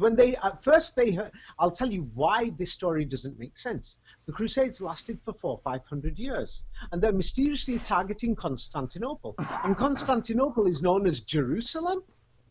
Yes, and Jerusalem is where the original major church was. They called it Orthodox. The Vatican only became powerful after the Middle Ages, during and after. So now I've just sent it you. I've sent you a link. You could check it. That they went there. They're burning all these books, Bibles, whatever, and burning the churches down. The Knights of and they totally destroyed it. Yes, Library of Constantinople destroyed by the Knights of the Fourth Crusade. And now the Crusades mysteriously ended. Yeah, they ended around the time when a new Caesar came, and this Caesar was called Sultan Mehmet, and he stormed Constantinople. Was this a crusade? Interesting. Wow. And that makes sense because we were looking at Mehmet recently, and it's amazing. It shows how history they were completely ignoring his existence, and it's impossible to ignore. Yeah, and do you know what the worst thing is about the invasion of these crusades? They last for 500 years. Now imagine if Jesus Christ has been crucified, yeah? The people who killed him, they'll do a crusade, you've got your revenge, it's over. But the people of Europe are going crazy for the next 400 or 500 years, and they keep on going back. And they're telling us that they're telling us the Knights Templar from northern France and from Germany. But at the same time, they're telling us these people are called Alemannia, or the men of Allah, Alaman, and these people are barbarians at the same time, but they are the Knights Templar. How can they be barbarians who were burning the churches? Yeah, if you study the Aleman, they'll turn around and say these people were killing churches, etc. Wow. Alemans. And then they're called Alemans. These are the Germans. And those Ale. Yeah. And Alaman. And Allah, it means all or everything. It's got the exact meaning in Arabic. God. All or everything. All encompassing. Alemans. Well, Ali is also the son-in-law and companion of the Prophet Not Muhammad, Ali, right? Allah man, the Alamania. I'll have to send it you. No, for sure. I know it's especially in Spanish and everything. That's still how they're referred to as the Alaman. The strange thing is, why were they called this name? Yes. Either because of Allah or because of Ali, the cousin of Muhammad. One or the other. Oh, the word Ali is the name of a person. We're talking about a tribe or a group of people. Now the thing is, the Alaman or the Alaman, they were going around burning churches. Yes? So this is strange. Yeah, and they were fighting these churches. So it just doesn't make sense. They were fighting the Roman Empire when the Roman Empire was Christian Roman. So it just doesn't make sense unless if we put two and two together of the Crusades. And the Crusader Knights had this cross on. Yes, and the thing is, now that I've mentioned Istanbul, we could get diverted saying, oh, Allah probably means Ali. Or the reason I think it's interesting is because when we think of Muhammad, there's a very big difference between his rule and his cousins. When Ali comes in, Shia and Sharia Shia Islam still kind of consider the authoritarianism from Ali. So it makes sense if there was an authoritarian split. Now the thing is, and we won't focus on what do you call it? Yes, Jerusalem and Constantinople. We should get back. The thing is, if you're going to talk about Ali and Sharia law, it's fascinating like, though what you're saying about Alaman, because nobody says that. That's why I've given you another link so that people will know that they're going into the totally wrong path. Like, for example, Judaism has got Shahita law, or instead of Sharia, it's a similar word. Hebrew came from Arabic, not the other way around, and it's to do with the laws for eating and food and how to slaughter animals. Yeah, so it's going to go a bit too far, and then talking about people's cousins and whatever, Sultan Mehmet or the Prophet Muhammad, how many Muhammads? Let's focus on Jerusalem. Another day. Now let me send you what people don't notice is this. Now up to about, if we look at medieval or Renaissance is the end of the medieval Renaissance, crucifixion, paintings. Yeah, there's paintings inside churches, on their walls and things like that throughout Europe. Yes? Yeah? So now the thing is, you'll find hundreds of paintings throughout Europe, yes, of the crucifixion. Yes, the crucifixion paintings. Right, the three crucifixes in the lodge. People could do a Google search. Have you received that Google search? I just see the Shashita part still. I haven't got anything past that. Oh wait, it's coming up. Let's not get distracted to it. It's coming up now. Yeah, so the thousands of pictures of the Muhammad. So now Allah here name. Is an example. Here is an example. This is an example of a Renaissance painting of the crucifixion by Antonello de Messina. Yes, and what do you see in the background? Look carefully at that picture. You will see the two waterways. The first waterway is the Golden Horn in Istanbul, with the walls near the Golden Horn, and beyond that is the Bosphorus. There it is. Yeah. Yes. Wow.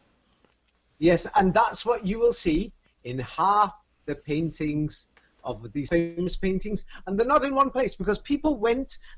Can you imagine right now in America? Many people, yes, they've been to New York. They've been from Los Angeles to New York, then they go back home, holiday.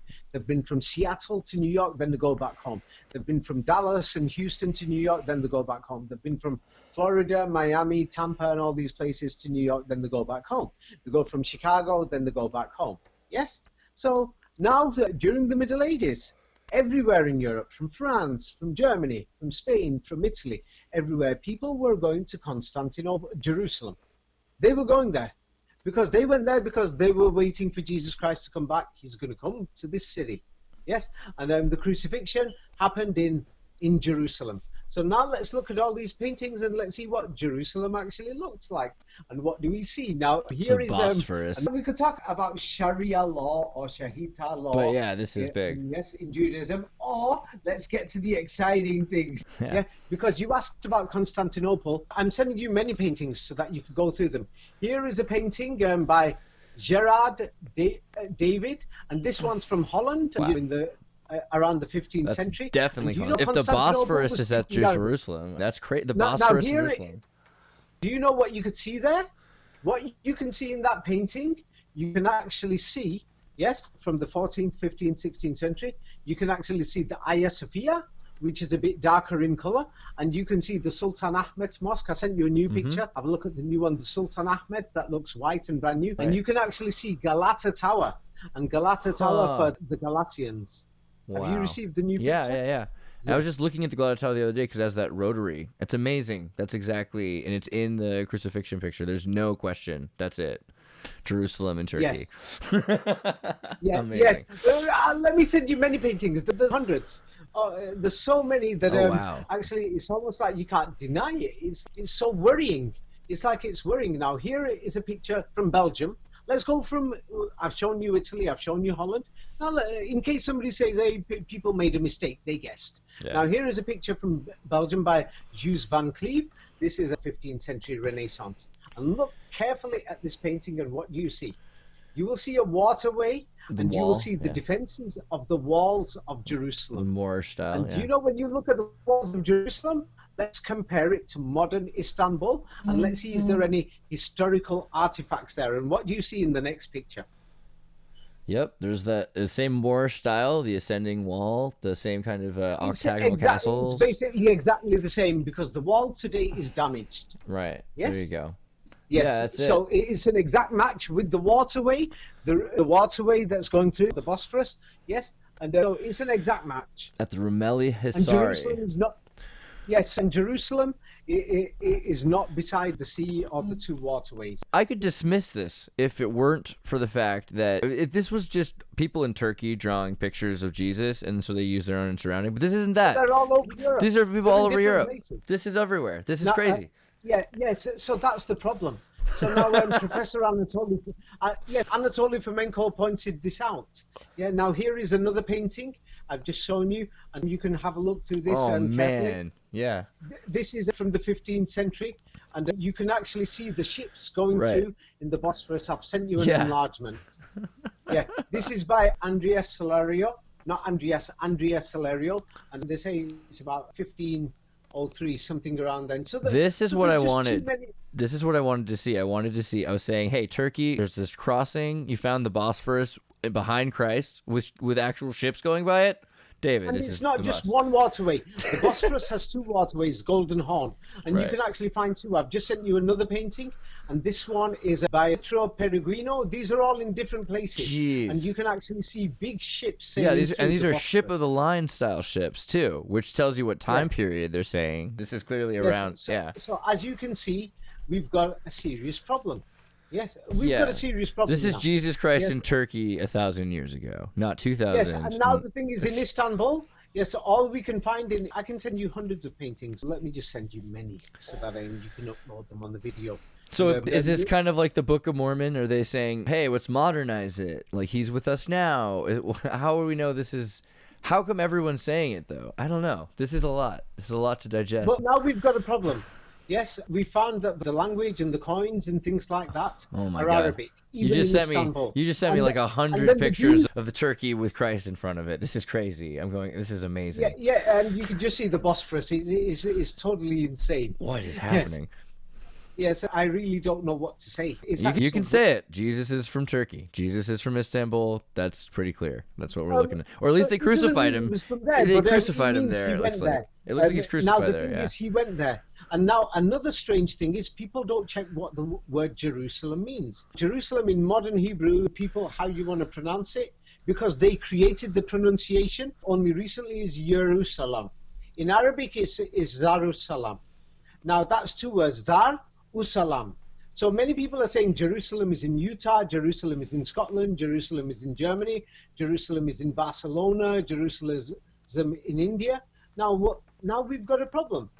All these people who are saying Jerusalem is in Scotland, Edinburgh, okay, let's see what they're going to say. The word Jerusalem is two words. It means the word Jer or Dar means city in Hebrew, Aramaic, or Arabic. Choose whichever one you want. Yeah, the first word means city, Dar, and the next word means peace. Salam. Usalam. Not salam or shalom, usalam. It's two words, Dar and usalam. And now we have a religion today in the world that's mysteriously called Usalam or Islam. So was Islam created by the Prophet Muhammad, or was it created from before? Because this is what the Muslims say. They say the Prophet Muhammad was the final leader of Islam. Maybe in the Middle East they say Islam today, but in these dialects they said it was called Islam. So now people are saying Edinburgh was the city of Jerusalem or Jerusalem. So they're saying it was the city of Usalam. If it was the city of Usalam, okay, now all you people who are saying these things, and then you found all these Arabic coins all over Europe, what do you have to say now? Yeah, these Muslims have been saying for centuries, have been saying, hey, Islam is older than the Prophet Muhammad, and it was the religion of Jesus Christ. And this is why many people said their city was called the city of Islam, because Islam or Islam was the system. Yes. Islam. That's the new thing. Yes. It's the old thing. Jerusalem. Yes, Jerusalem. Jerusalem. It's yes. It means city of peace. So Islam means the religion of peace. Islam. So now we've got these problems, and we've got these problems. Jesus Christ, what language did he speak? All the Jewish people have been speaking Arabic for centuries. We can't even find a Hebrew language. Nobody even spoke it. Then they burnt all the Jewish people's Arabic books that Jesus Christ left behind. And then, hey, people are going on crusades. They're burning all these gospels in Istanbul or in Constantinople. They're burning all these books over there. And Jesus Christ was crucified there. Or if Jesus Christ was crucified in Constantinople, it means the priests who killed him, because the history says that the people who were the priests, okay, they call them Pharisees, Sadducees, blah, blah, blah. They turn around and say that the priests, yes, killed Jesus Christ. Yes, they sentenced him to death. Yes, this is what it says in the Bible. So now, let me send you this information, because this information is totally shocking. Because many people don't seem to think for a few minutes. Yeah. Now, even in the New Testament, even with all its modifications, yeah, it turns out and says that Jesus Christ was sent before basically the Parliament, the Pharisees, and he was sent before the Sanhedrin. This is where the high priest is, and this is where they've got the Pharisees. The Pharisees are the priests and the scribes and the people who are the writers.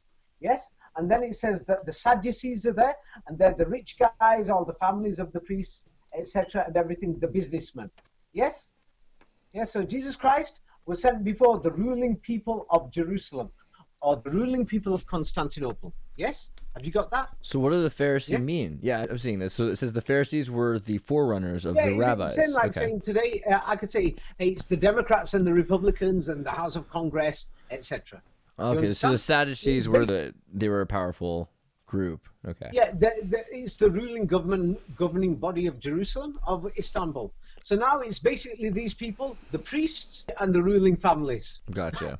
And the people in power. Because to be a priest, your father would have to have been a priest, and to be a high Sadducee, your father would have to be a high Sadducee. Yes, okay. It's the people in power in Constantinople. Okay. So now you can see why the Crusades went to Constantinople. And it wasn't just the priests, it was the scribes, the people who were writing these religious books. They sentenced Jesus Christ to death, and they said, Jesus Christ must die.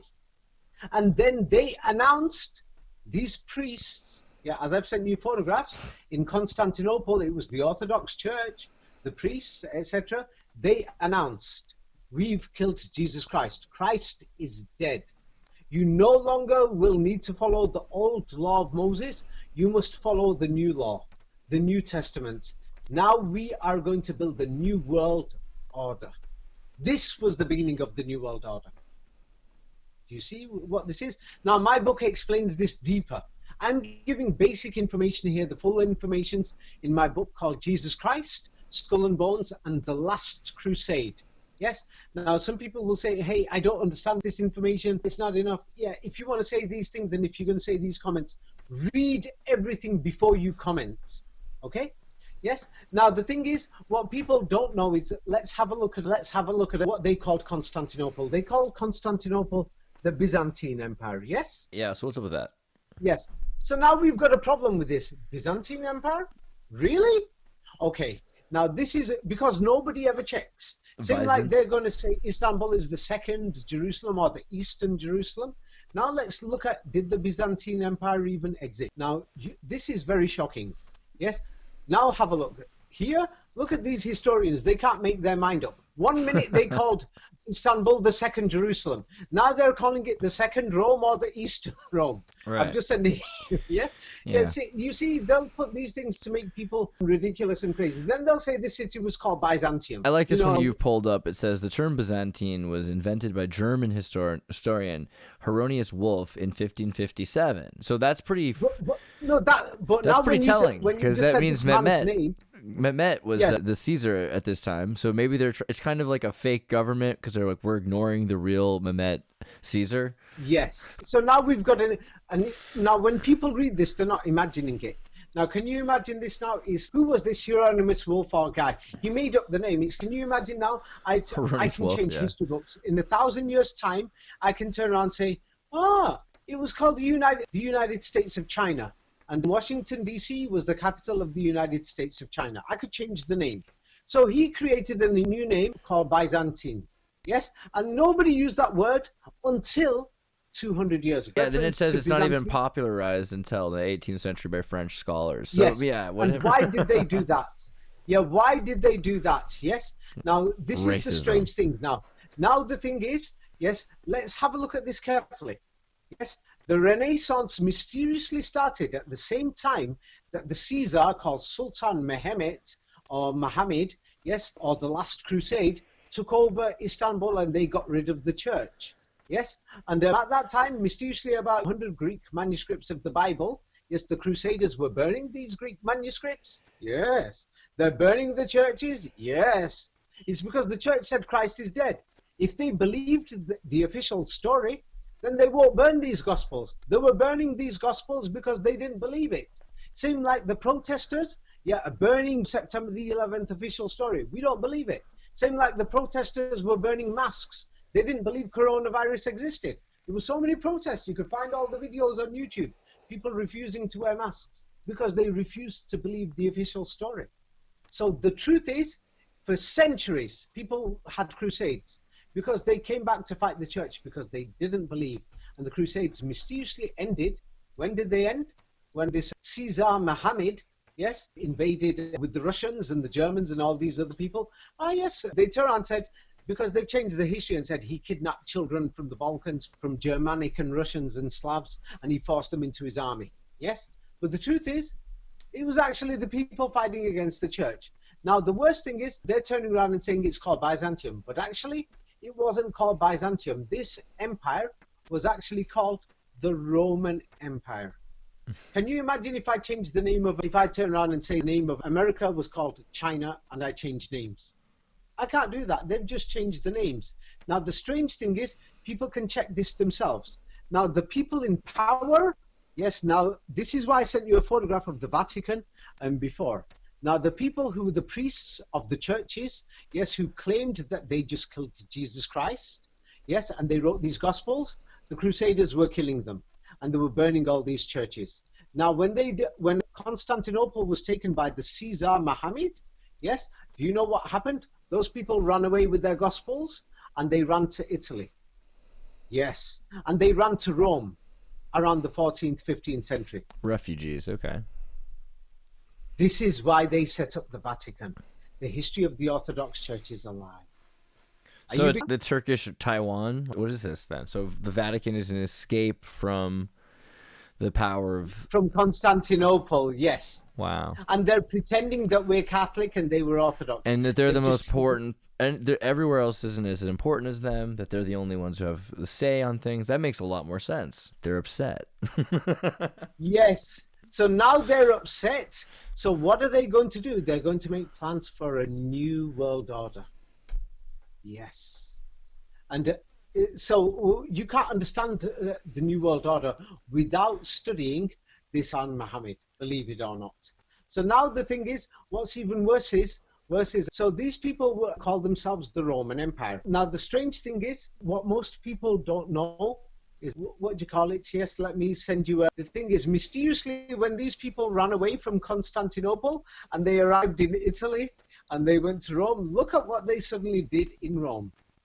The Renaissance started, and look at what they teach you. I've sent you a link from Cambridge University, the first link. mysteriously they've rediscovered the civilization of ancient Greece and ancient Rome.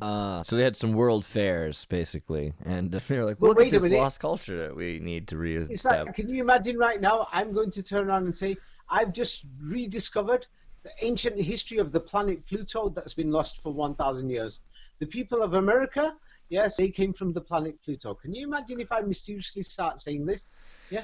It works at Maybe Disneyland. people- Yeah. So now the thing is, they're saying what happened is they said that the history of ancient Rome and ancient Greece was lost for 1,000 years until, Whoops. yes, these people got defeated in Constantinople, the city of Jesus Christ, and then they had to go to Rome. I'm telling you, it sounds like such a joke.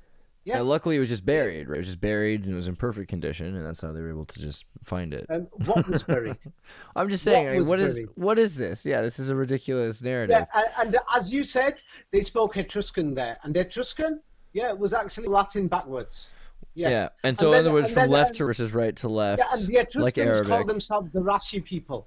Yes, and it sounded like Slavic. So now the worst thing is, yeah, many people don't know this. Yes, let me show you now the Crusades. They tell you the story of the Crusades. They tell you where the people were fighting Arabs on camels. Yes. Now let me show you this, and this is going to shock people. Let me show you this. Now this, yeah, many people don't know this because the history has been. They don't teach you this because they don't bother. Now here is a photograph of Stalingrad. I think it's World War I or II. Yes, you'll find many of these pictures. There's hundreds of them online.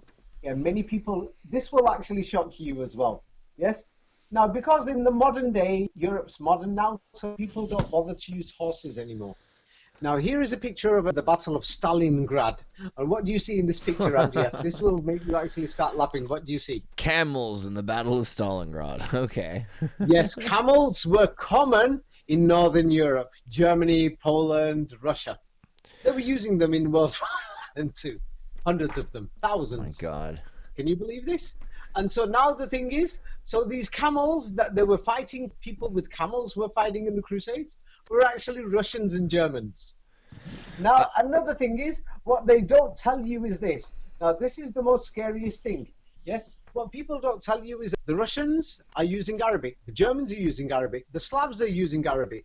You can't even find any swords that even have any Greek, Latin, or Hebrew. Now, the strange thing is, during the Crusades, the Slavs called anybody, yes, if you're from Croatia, Serbia, Slovenia, before the Catholic Church got there, the people used to call each other and they used to ask and say, are you an Arabi?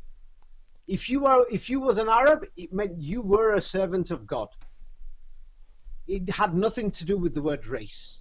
And this is why eventually in Eastern Europe, especially the Ashkenazim Jews, they started using the word Arabi, means the word rabbi. The word meaning changed over time. I've sent you that from the Jewish Virtual Library, Israel Bible Center, and people can check it out. And anybody, you can check Slavic dictionaries. The word Arabi, Rabbi, simply meant a servant of God. And they used the language Arabi, yes, on their swords in Europe, the Slavs. So we got these problems. So the history is not what we think it is. Yes?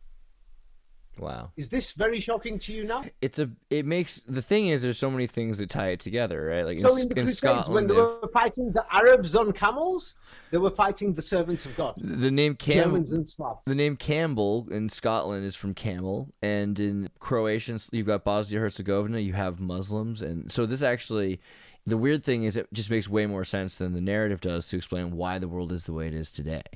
So it's amazing. So all this information you've got, so that's why I'm sorry I didn't answer several questions because I didn't want to divert. So now we'll we've get got back a problem. sometime. Yeah. So now we've got a serious problem. Yes. Arabic was not just that. Let me show you something else. What's even worse? Everybody knows this. Most professors know this. That you can check it out. The international language of communication. Let's say between France, Germany, England, Russia, India, Egypt, Greece. The international language for 1,000 years during the Middle Ages was not Latin. It was actually Arabic. I've sent you links. People can check this out. It's known this, that Arabic was the international global language Arabic was the language for the Jews for 1,000 years. Can you imagine this? I think Arabic was the international language of communication of the Middle Ages. Arabic was the currency of Europe for 1,000 years in gold and silver. We're not talking about the modern coins that we just make in machines. This is actual gold, and we're talking about millions of coins here. Arabic was on the swords of Europe. It's in the books. Yes, and the thing is, we can't find the people who spoke French, who spoke Italian. We can't even find the German language a few centuries ago. And we can't even find the Hebrew language. Now, the worst thing is, let's say, for example, there's going to be all these people who are going to say, we've got the Welsh language is closely related to the language of Brittany in France and of Catalonia and the Basque province, and it's got many Hebrew words and they sound similar. So I've just sent you that. This is common news that people speak about it. But right, let me ask you a question. Welsh yes? to Hebrew.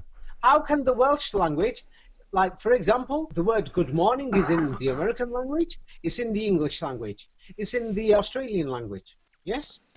So when people are saying these words are in Hebrew, and Hebrew took the words from Arabic, it means that these words are Arabic words. So now all these people who have found that the Welsh language is linked to Hebrew, or the German language is linked to Hebrew, or the English language, I've unknowingly found that it's linked to Arabic. It's actually Arabic because nobody spoke Hebrew at all throughout the centuries. And then we've got a problem. We can't find the people who were speaking French or German or Italian or Turkish or anything else. And then we've got a problem. Jesus Christ came here and they're trying to force it down your throat saying he spoke Hebrew. How the hell could he have spoken Hebrew when his people were speaking Arabic? And then we've got the Star of David, all these coins during the Middle Ages in the Star of David, yeah, and they're all in Arabic. And they're going to say, oh, they came from the desert far away. And then they're telling us, oh, Spain, half of France and half of Italy were speaking Arabic during the Middle Ages. They'll say, oh, these men from the deserts of Arabia. Can you imagine them coming up today from the deserts of Arabia trying to invade Europe?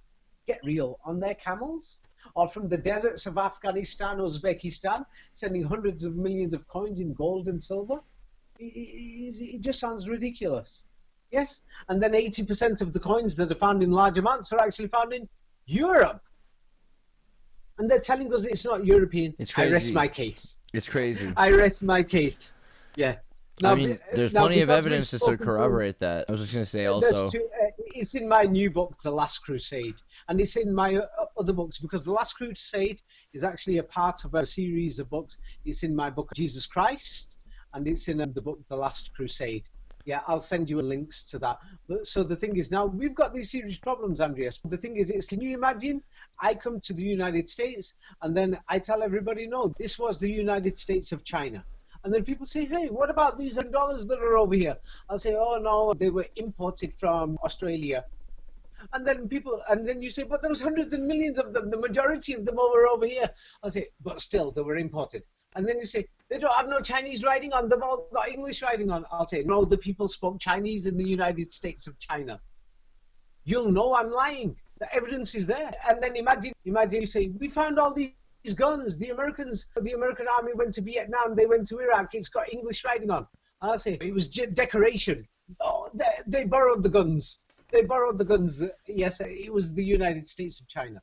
And then you say, what about these older presidents? Donald Trump, George Bush, JFK. Yeah, we've just found paintings and everything, he's got English writing on. I'll say, that's a mistake. And people did it for art reasons, blah, blah, blah. And it's supposed to be Chinese. What are you going to say to me? You're going to know I'm lying. Shall I show you what official historians say? Why there is Arabic on Old Testament characters before the church leaders came from Constantinople. Read this, what official historians say in the Wikipedia. They turn around and say that these painters and people, they wanted to express cultural universality in the Middle Ages. At the time, the people were doing crusades saying, hey, we've just found an Arab, kill him. Convert right now or you're going to die. And they're telling us, oh, these people did this for cultural universality or diversity. Can you believe this? Oh, if the coins are here, oh, the people didn't know. Let me show you what they said about in England that they found Arabic coins. You're going to think it sounds like a joke. There's a lot of Now, Americans with here- Japanese tattoos. I wouldn't be surprised if some Italians liked Arabic. But no, this would be but kind of we're weird not if it's the talking about only millions. language, right? It's the only We're not language they have talking in the about painting. millions. Yeah. Right, what we are going to find Japanese money in America. We are going to find Chinese money in America, but the majority we're going to find are dollars. Yes. So now the thing is, have a look at this. Here is from England, a coin. It's got Arabic on it. And do you know what? About King Opa. Yeah. Do you know what the museums say and historians? You're going to find this so shocking. I think it says the same thing. What it says in every European country. Yeah, the same thing. What it says on the Russian coins. Look at Russia, the other side of Europe. It says La ilaha illallah Muhammad. No, La ilaha illallah. There is only one God. Now there is no God but Allah. Now the thing is, if you go to official historians, they'll say it's a mistake, and they made the mistakes because the Arabic is upside down compared to the Latin on the other side. They're telling us that ancient Rome and Latin was missing for 1,000 years until the 16th century. And then they're telling us that even in Italy, the people didn't even know how to speak Italian. And then the Italians were writing the writing backwards, which is exactly the same like Arabic. Arabic is actually, realistically, it's Latin backwards. Most people, anybody who investigates it will actually find that. And they're telling us this and that, saying it's a mistake, the people didn't know, oh, it's just decoration. Oh, but these people, they hated Islam so much. They hated Arabic so much. They hated these people. Muslims are the terrorists, man. The killers. They were killing the people on pilgrims. We're not going to have anything to do with them. Oh, let's put it on paintings. Oh, this Arabic, let's put it on our swords. Oh, let's put there is no God but Allah on the coins. Let's put it on the emperors and princes on their crowns. Let's put it on the gowns and the clothes of the Germanic emperors, etc. There's a lot of crescent moons and stars on symbols in Ireland, I'm finding as well. There's definitely some connections there. Yes. So the thing is, many people have realized that World War I and II and many of these other wars were actually created to actually destroy the evidence. Yes. And the Civil War, yeah, that was created to destroy the evidence in the United States. I rest my case. Yes. My God. I rest my case. My I'm sure God, you've got David. enough there. We're gonna have to think have to about. digest this. It's gonna take a minute to just go through this, and I can't even believe the data that we're just a whirlwind Yeah, today. even do you think it's easy for me? I have to live knowing all these things. Yeah, it's not easy for me. Now I know that somebody is going to say, "Hey, this isn't enough. One painting, two painting, one masterpiece." Okay, if they're lazy, go out there and check it yourself, Buster.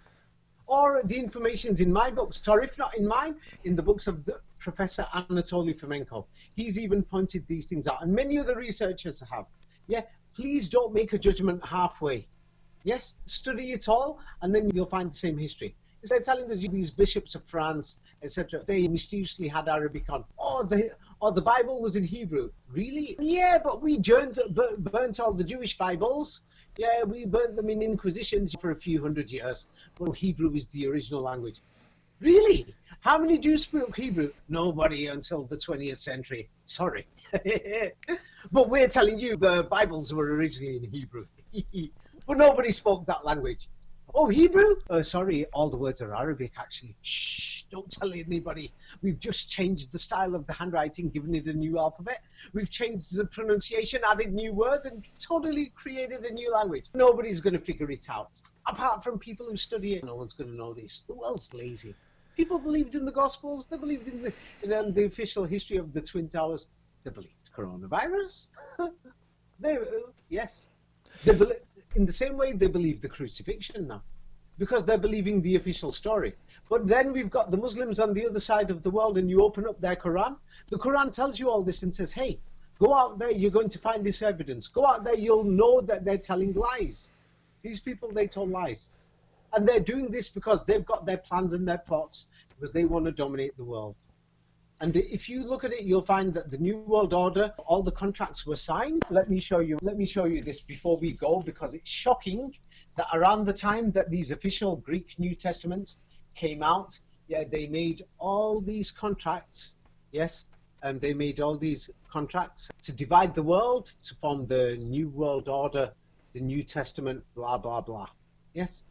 And the thing is, wherever the church went, yeah, the church had its slavery blah, blah, blah. And many people don't know, after this Sultan Mehmet, what he did after he invaded Istanbul, there were big revolutions throughout Europe. Like 1683 invasion, yes, the Vatican was turning around and saying that people were dying from plagues, blah, blah, blah. But here it is, then people can check it out, that around the time when this Caesar Mohammed, yes, took over, they made plans for the New World Order. And the New World Order was done especially after the invasion of Istanbul. And King Ferdinand and Queen Isabel's request for the New World Order, the old world order gave way to a new world order. Okay, so this is the old. Yeah. New But World when they Order. say it gave way, let me show you another thing. You can actually find documents from 300-400 years ago of the Vatican and the ruling people that came to Western Europe. And some of them were in Western Europe already, that they ran away, that they made plans to divide the world between them. Yes, colonial empires. Wait, let me just find it. Yes, to make the New World Empire and how they made nation states. But all this information is in my books anyway, that they made these plans to divide the world between them. Let me see, where is it? Ah, yes, I found it. You could, Wikipedia, just type in colonial empire, read through it. And they started making their agreements immediately after the fall of Constantinople. They say it was 1453. It took them another 25 years to settle down in Italy, to conquer Rome, get rid of the Etruscans, blah, blah, blah. Then they were making contracts. And they say this was competition with the Muslims. No, it wasn't competition. Yeah, it wasn't even Muslims, because when you look at some of these paintings of the invasion of Constantinople, the Knights Templar with their crosses, and other people, and Russians and Germans and Poles, yes, that they were in Caesar Mohammed's army, yes, and they were called Romans, yeah, they weren't called Byzantines. So these people ran away to Rome, and then they pretended and said, we're the original Romans, we are ancient Rome. Then they created the fake history of ancient Rome. That's another long story. Ancient Rome didn't exist. Half these buildings, they made them themselves and forged the coins. Hard to believe. So they made these contracts, and then they went round with the Bible, the Vatican and the French armies, the British armies. They went round with Christianity. It doesn't matter if they were Protestant, Catholic, whatever, Orthodox. This is what they did. They went out there and they took the New Testament to build the new world order, or the new system. And when they did that, mysteriously, Europe became 90% a land of serfs, peasants, and slaves. Yes, and they're telling us the beautiful history of Christianity. Yes, the beautiful history of Christianity. Let me just show you the beautiful history of Christianity is this. That it's actually shocking. Yes, let me show you that in Europe, yes, that during the medieval and Renaissance times, everywhere where the church ruled, it doesn't matter if the church is Protestant or Catholic or whatever, 80 to 90% of the people were serfs or slaves. Simple. Yeah. And they're telling us this is the beautiful culture of Christianity and the church. Look at what the church did. This is why people joined the Caesar called Sultan Mohammed. Yes, and after he did that, it was a revolution. And the church lost its capital. Constantinople was the greatest city of the world. It was Jerusalem, the city of Jesus Christ. So when they lost that city, they had to run to a small village. Rome only had, in the 15th century, yes, Rome's population was only about a village of 10,000 people. Yes, in the countryside, yeah. And they went there and they had to start again. Too damn, they were angry. They must have been so angry. Yes, that's why the Inquisitions happened, Yeah. blah, blah, blah, everything. And they were burning all the books. They created these new languages, ancient Greece, ancient Rome, ancient Hebrew, blah, blah, blah. Yes. Wow. Let's leave it at that, Andreas, and the rest is in my books. So I think we're on the precipice of some major thing here, because we're getting to the point where we see how the collapse of Tartaria and the revision of history and whatever the cultures Yes. are created Now, from, Tartaria, it's all happening now. Yeah, Tartaria, the word tat just means father. Tartaria means fatherland. So some people call it Tartaria, some people call it Kingdom of God, the 1,000 years of the Middle Ages, or some people call it the Kingdom of Israel, King David, King Solomon. Yeah, they've got Maravi coins. It's all coming around the Crusades. It seems like the Crusades, and then this is also the for Crusades, next time. The Crusades, Yeah. everyone says it was the church fighting against It's the Muslims. worldwide civil war. It sounds like, if you have people It was rising the up. other way round. It's the Right. people who were fighting the people in power, Yeah. because they had enough of the lies, the crucifixions, the fiction, a fictional story, forcing everybody to be a slave. Yeah, they made 80-90% of the people were peasants, dogs. Yeah, you can't go anywhere. You can't do anything. You're a slave. And then mysteriously, after the Turks, yes, invaded Europe, they took over. When they say Turks, it wasn't just Turks. It was the people of Europe joined them. And that's why the invasions of Vienna happened and other things. They got rid of these people. Then when these people got rid of, they've started a new plan.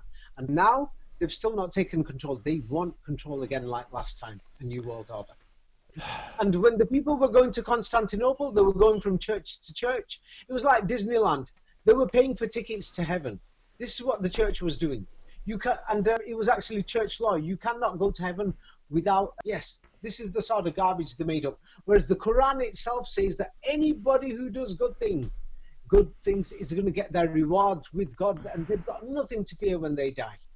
Anyone who does good things. Now, it does say in the Quran that if you do bad things and you reject the truth when you find it, yes, yeah, and you're going to follow lies, yeah, then obviously if you're a liar and a cheater and you're oppressing people... Then God could turn you into a gorilla or a pig, I remember, is one of the things that the Quran says. Oh, yeah, yes, that story has been reversed. Don't forget, we're living in the modern world today. They're telling you, Andreas, that your great-granddaddy was a monkey and he turned into a man. Yeah, what type of a monkey was your granddad, Andreas? My granddad wasn't a monkey. I don't believe these people, these historians and scientists. Right. If you believe them, then you have to ask yourself what type of a monkey your granddad was. And obviously, if you don't believe them, then your great-grandfather was a gentleman.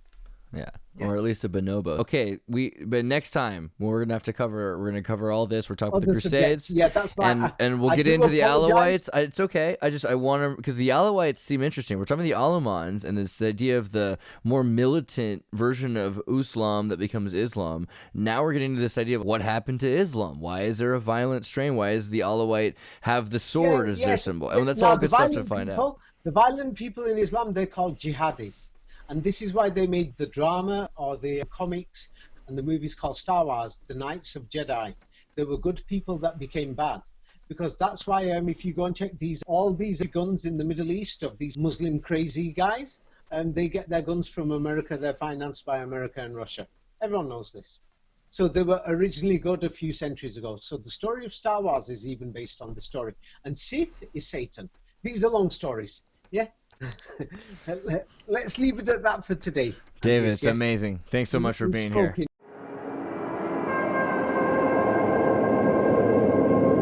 Hey, everybody, tune in to Recent Tartarians. Recent Tartarian. Recent Tartarian.